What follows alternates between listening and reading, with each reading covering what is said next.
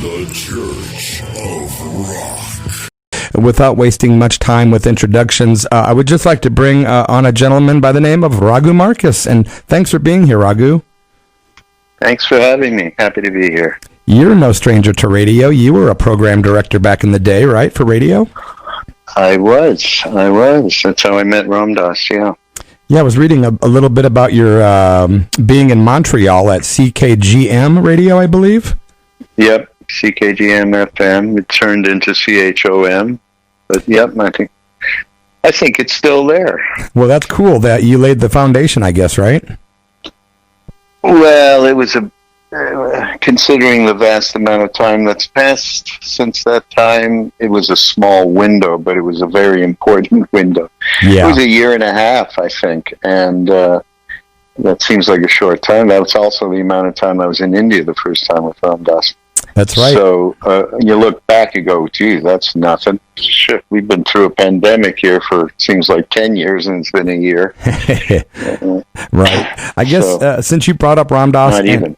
You brought us up India, RAGHU. Were you there at the same time? Did you meet Neem Karoli Baba when Ramdas did, or before?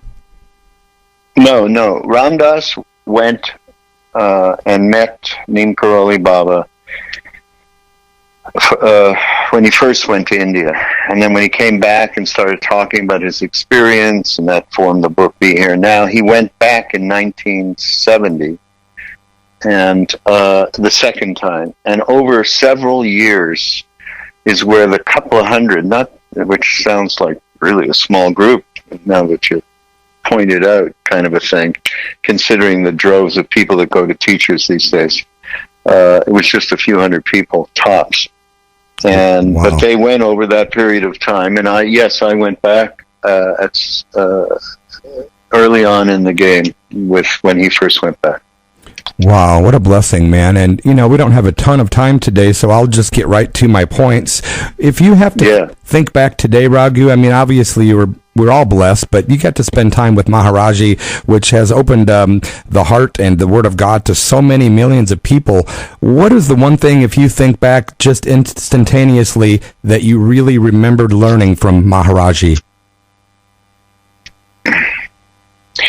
Well, one thing to remember is Maharaji is not a teacher. He's not a saint.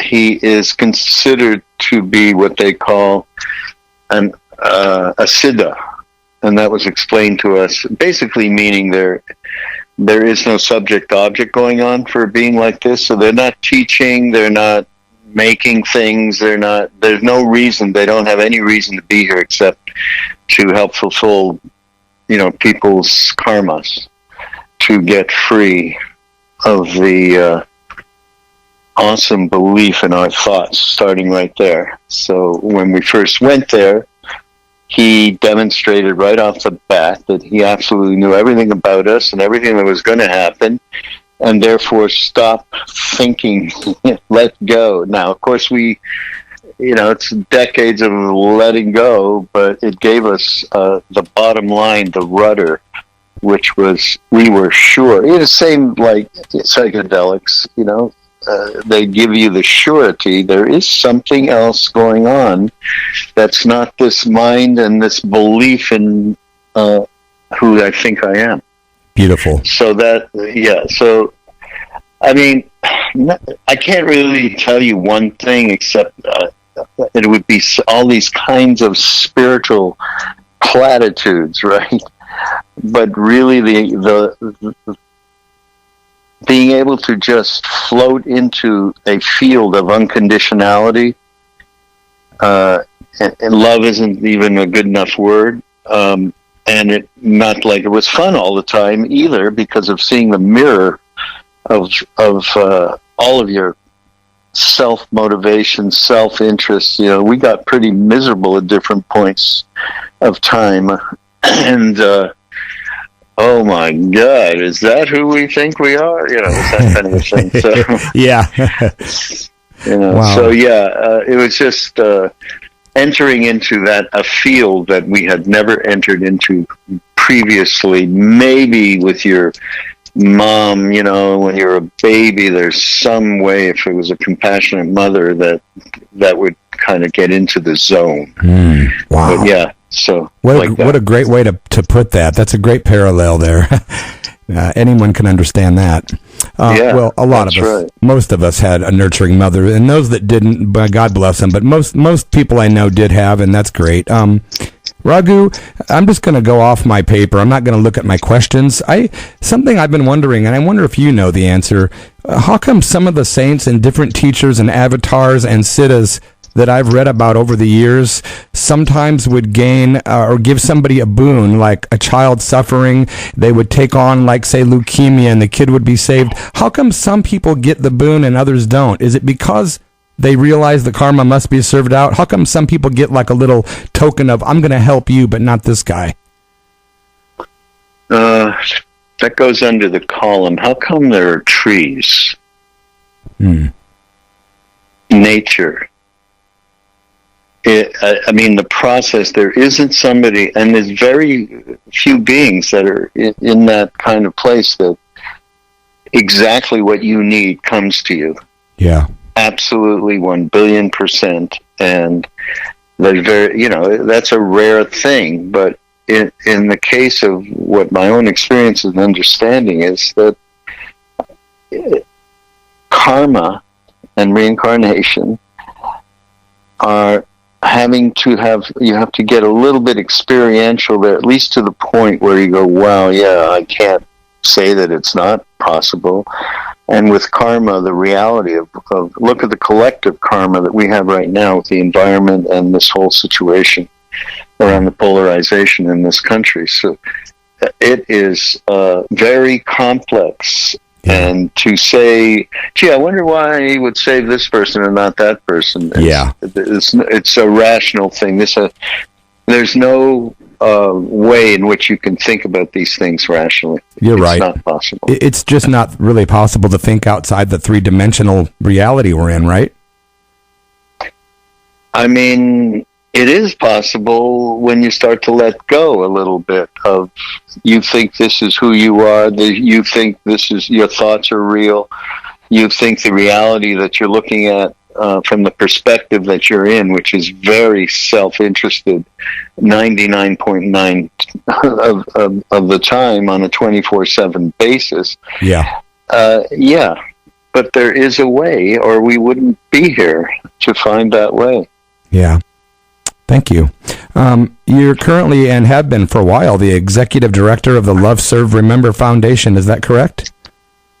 Yes, I am. And that's correct. For the folks listening, Raghu, that may not know what that is, can you give us a nutshell version of what Love, Serve, Remember, maybe just a brief history and what you guys do to serve the community of the world? So when you ask, what did I get, I'm being with Neem Karoli Baba, and I gave you that whole answer that I gave you. At the same time, the only thing he did tell us to do was love, serve, remember. Love everyone, serve everyone, and remember the divine presence. And so that became the name of the foundation when Ramdas moved to Maui, so we could support. He couldn't travel because of the stroke. He was no longer traveling, and he wanted to stay in Maui to heal. And he did that for 15 years under the Love, Serve, Remember Foundation, which disseminates not just Ramdas, but all of the people that are kind of part of our family, Jack Kornfield and Sharon Salzberg and Joseph Goldstein and Roshi Joan Halifax, on and on and on, just extraordinary teachers that have spent a lot of time with Ramdas over the last, 15 years until he died last year. And they just added a whole other breath alongside of the podcast that we do on the Be Here Now network to reaching all sorts of different people way beyond Buddhist, Hindu, Christian, Muslim, way beyond that. And that's really what the first thing Neem Karoli Baba, I keep thinking of things you asked this question of, like, okay, what did you get out of this tonight? And now here I am, the point that the first thing he did, you've seen pictures of Maharaji, pointing his finger and it would be, it would be two things, but a lot of the times it would be sub-ek. There is only one thing going on, period. So there was, and he talked more about Christ in the beginning than he did about any, he did talk about Hanuman, of course, but mostly Christ, because he said Christ and Hanuman the same thing. So this is at a whole other level. It's not, again, a rational understanding. But so the Love Serve Remember Foundation represents in many different ways through books, movies, and online courses, and retreats when we could do them, in Maui and in California. So all of that gets supported by the foundation. Great. And Ramdas really wanted this to go into make sure it was available to next generation, so everybody had an opportunity to get what he got and what we all got. So that's what we're doing the best we can. That's so wonderful. It's all through ramdas.org and through that portal, BeHereNowNetwork.com. Those are the two big portals that we have. BeHereNowNetwork.com. Yeah, and that's the podcast network with everyone from Ramdas, Krishnadas, of course, so much apart. I mean, we're all part of the same family. Yeah. I think there's maybe going on 15 different podcasts that we have. So it's very rich stuff. Absolutely very rich stuff. And Raghu, is the SEVA Foundation, the SEVA organization, is that another group that's a subsidiary of Love Serve Remember? No, not at all. It's its own entity. It's something Ramdas was part of in terms of creating the foundation, SEVA Foundation. Okay. So, SEVA is independently run. We have, obviously, there's interconnection with people who helped start it that are part of our family, and so it's an intermixing of family, basically. And they continue to do incredible work, saving people's eyesight around the world. Well, amongst other things. God bless them all. We just have created a new music video that we are releasing in the spring with the purpose and the intent of, at the end of the video, if folks like the song, which is called Tonight I Pray, we are asking people to either give to Love Serve Remember or SEVA, and I'm just trying to figure out which one I should have at the end of my video to have direct folks to give if they could, So I'm trying to figure out which one is the best one to do that with. It's all good. I mean, this is, of course, you can't ask me that question. No, I know. I'm not trying to put you in it's not fair. Awkward position, because, of course, you're going to represent you'll just, let go for a minute, and whoever's the right thing will come. Of course, yeah. Thank you for your keeping yourself out of the middle of that, I guess. Yes. Conflict of interest. You used the word divine presence a while ago instead of the word God, which I noticed. Is that something that you think is important to alleviate further separation of folks? The word God means so much to so many different people, and it turns some people off. So is it better when conversing with others to maybe avoid that word because of what man has done to it? What do you think, Raghu? Well, we certainly have taken, as I mentioned before, many of these phrases and made them, guru. Everybody's a guru. There's the guru of Tesla's. Elon Musk is the guru of Tesla. I mean, it all gets bastardized, doesn't it? And I prefer that word. That's all, divine. Actually, I tell this on podcasts, which is Mind Rolling, by the way. I should say that. I have a podcast, Mind Rolling. I just... my wife often says, don't use the word God, it turns people off, but I like to use it because I know what it means in my heart, but then again, I don't want to turn people off, Right. So, I know. So I hear the issue. Mm-hmm. I mean, whatever that...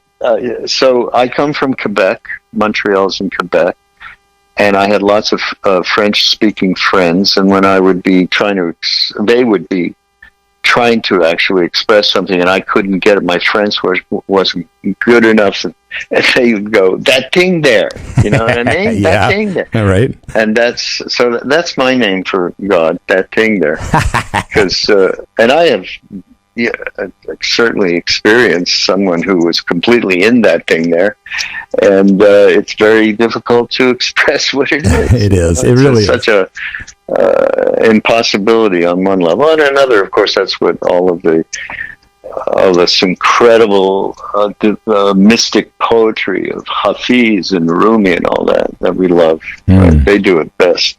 Yeah.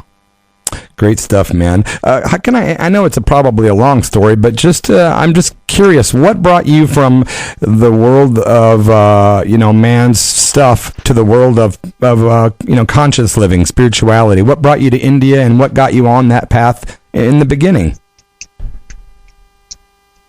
I was just completely feeling out of place all the time and depressed, until I got into music as a teenager, and music saved my ass. And my famous story is that I went when I think it was 16, 17 to see John Coltrane in Montreal. Wow. At a jazz club. And he played my favorite things, and I actually, that was my first sort of out-of-body experience. Wow. Somehow. Coltrane. Yeah, Coltrane. So, I love him.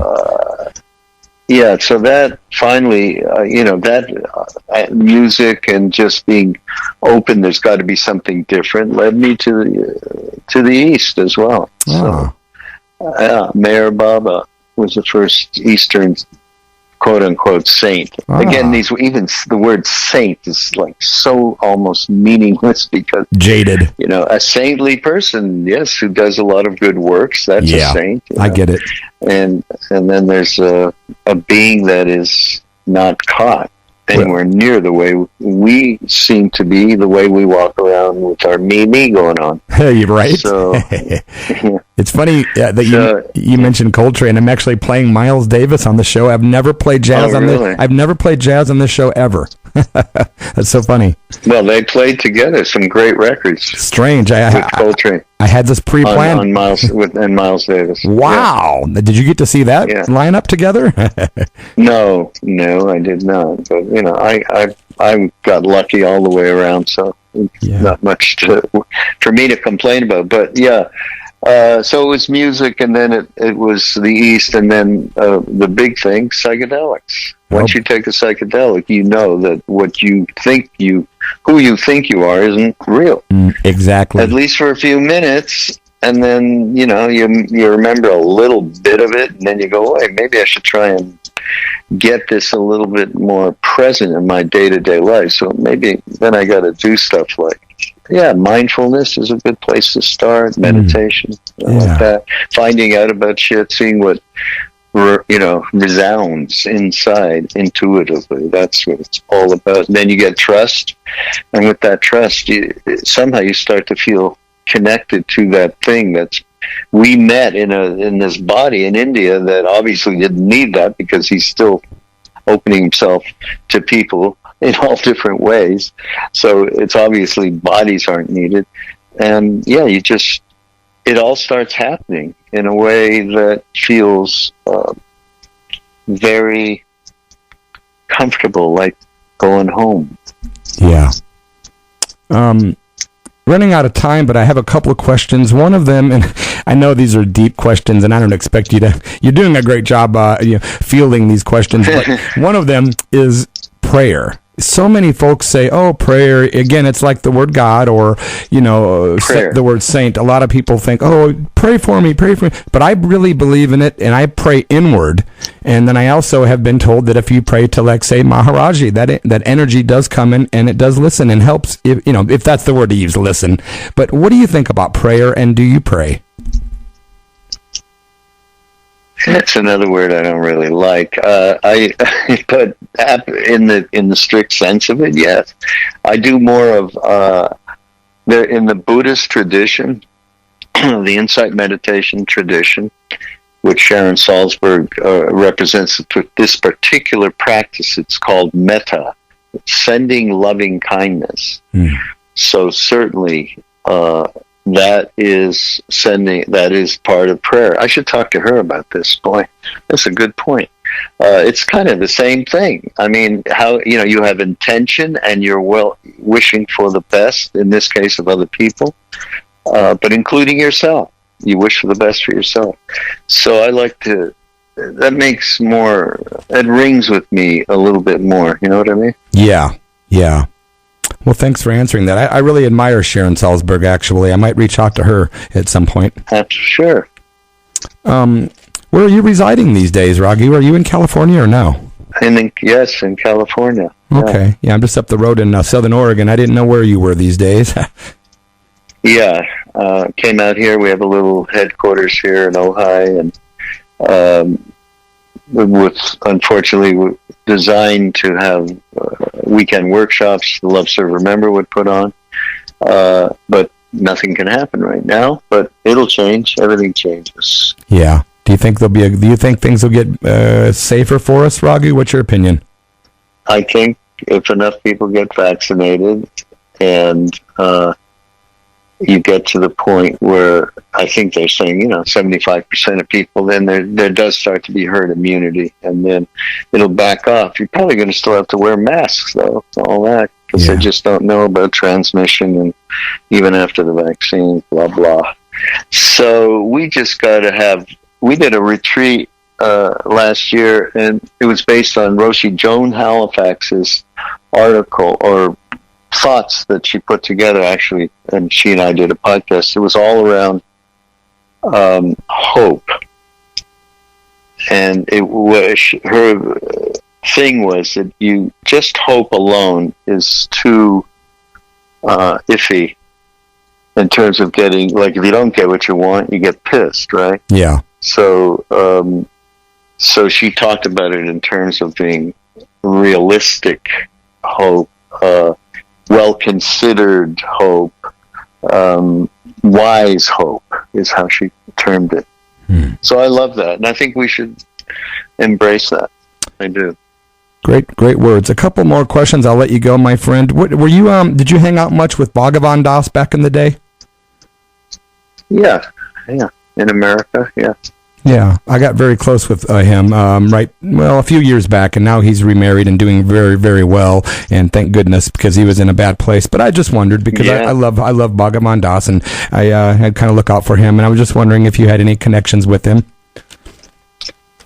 Yeah, we had a lot of connection, not so much in the last number of years. Yeah. I saw him in Maui recently, a couple of years, it's about a year ago, Anyhow, yeah, but not a lot. Just it's the nothing more or less like with most people. The amount of potential busyness sometimes gets hard to keep in touch with people. I guess one of the last questions. There's a new book out, I believe, about Ramdas called "Being Ramdas." Is that a new one? Yep, it's not out. It's out actually on Tuesday. It is in the stores on Tuesday, or Amazon, wherever you go get a book. Yeah, it's a fantastic book. I mean, his whole, with beautiful pictures, it's really something else. His whole entire life, the adventure of it is pretty spectacular. And his honesty, which everybody always appreciated. That he didn't mince words. He didn't try and put up defense mechanisms around what was going on inside him, as we all do. We're all just, thinking we're the worst pieces of shit, and we've got to cover that up. I have to cover up that cuss word now. Yeah. Just kidding. So, hey, man. So it is a great book. When I got to swim with Ramdas in Maui, I told him, my wife told him that she was afraid to approach him, and didn't want to bother his privacy. And he said, "Listen, don't have any fear, because Maharaji sends everyone to me that's supposed to come to me, and it's never an accident. So thanks for being here," kind of thing. It was so great. Oh, that's great. It was. It made us feel so welcome. Yeah. I guess last thing is my last question. I have a few friends that are dealing with dying relatives that they're very close with. Do you have any words of advice on folks and how to deal with that kind of painful grief, Raghu? I have a couple friends in Scotland that are really suffering, and just any words at all. How does one deal with loving somebody but letting them go gently? Well, it's very difficult. That's a lot of reason why we all should be doing practice from an early age, so you can very smoothly move into a place where you're not in fear. And once you're able to do that, Ramdas' whole thing, he used to talk about it, you become a loving rock.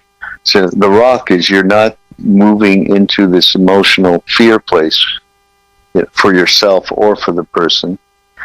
And love is you just exuding, here we are. And yes, there is suffering, but at the same time, we are not that. We are absolutely not a body. Yes, we are suffering, so that is relative, but none of this can happen. I mean, what I'm saying is precludes that somebody's done some spiritual work and can be there in a way that's not getting caught. Yeah. And if that's not happening, then if you're a relative and you just go and, there's family there and acting out in all kinds of different ways, you can just be there as much in your own being that's behind your thoughts and all that. You just got to kind of do Ramdas' loving awareness exercise. That's a good thing. Go to ramdas.org. Find Ramdas' loving awareness meditation and do that. And then you'll end up with a perspective that's not in your mind ego, but it's in more of the soul place, the spiritual heart place, that just in the middle of your being, that everybody's experienced at some time or another, certainly on psychedelics. Yeah. It's behind all of it. Yeah. So there's a great thing that Ramdas does around dying in his, it's now a year-old movie called Becoming Nobody. Yeah. So just Google that up. You can either stream it or buy the DVD or join Gaia TV, and that's where it streams. But the end of it is all around death and dying. And I would highly recommend that number one of anything, because Ramdas is so good at talking about that. And it's called Becoming Nobody? Becoming Nobody. Just go Google it, and however which way you like to watch stuff. Like I say, it's on Gaia TV. It's also on, of course, iTunes. You can just download it that. Thank you. Yeah, thank you. Buy the DVD. I hope that was even a little bit of comfort for anyone that might have needed those words or any of the directions that Raghu's pointing you in. Thank you so much for the time today. It really means a lot to me to speak with you. I look up to you, and I have for a long time. And it means a lot that you made time to be on my little show today. Great to be here, and thanks. It's been a delight. Yeah, thank the best going forward. Yeah, thank you, Raghu. I really appreciate it so much, sincerely, and much love to you and yours, and many blessings today. Thank you. Bye-bye. Okay, take care, Raghu.